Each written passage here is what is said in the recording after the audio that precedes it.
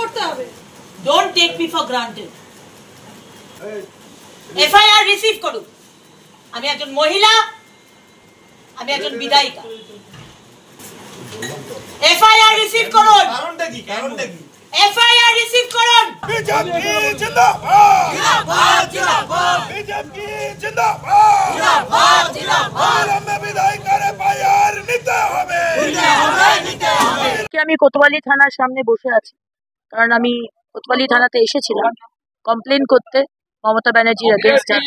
আর আপনারা জানেন যে পরশুদিন মমতা ব্যানার্জি কুচবিহারে মঞ্চে দাঁড়িয়ে তিনি বলেছেন যে এই রামনবমীর মিছিল থেকে নাকি দাঙ্গা বাঁধাবার ষড়যন্ত্র করা হচ্ছে, আপনারা সতর্ক থাকবেন।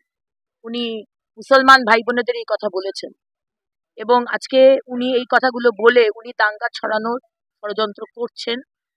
আজকে আমাদের সমাজে যে ল অ্যান্ড অর্ডার রয়েছে বা যে শান্তি রয়েছে সেটা উনি বিঘ্নিত করার চেষ্টা করছেন ওনার পার্সোনাল পলিটিক্যাল এজেন্ডার জন্য। সুতরাং ওনার এগেনস্টে স্টেপ নেওয়া হোক, সেই কারণে আমি কমপ্লেন করতে এসেছি। কিন্তু কোতোয়ালি থানা আমার কমপ্লেন নিচ্ছে না। আমি একজন বিধায়িকা, আমি ভারতীয় জনতা পার্টির লোকসভার প্রার্থী। আমার কমপ্লেন যদি না নেয় কোতোয়ালি থানা, তাহলে আপনারা বুঝতে পারছেন যে সাধারণ মানুষ, গরিব মানুষ, তারা যখন কমপ্লেন করতে আসে তাদেরকে তো দুচ্ছাই করে ভাগিয়ে দেওয়া হয়।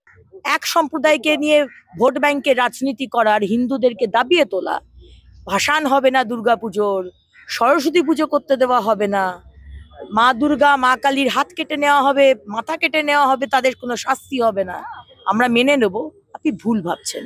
তাই কমপ্লেন করতে এসেছি। এই কথা মুখ্যমন্ত্রী আপনি বলতে পারেন না। আপনি সমাজের যে ল অ্যান্ড অর্ডার, যে শান্তি, আপনি বিঘ্নিত করছেন। আপনার এগেনস্টে কেস হোক, আমি ইসিআইকেও কমপ্লেন করব যাতে তাকে প্রচার থেকে ব্যান করা হোক। এই রকমের নেত্রীকে, যে শান্তিপূর্ণভাবে আমাদের যে শান্তি রয়েছে, যতটুকুনি শান্তি রয়েছে এখন ইলেকশনের আগে, এই মহিলা, এই মুখ্যমন্ত্রী উনি শান্তি বিঘ্নিত করছেন। আমি কমপ্লেন করব।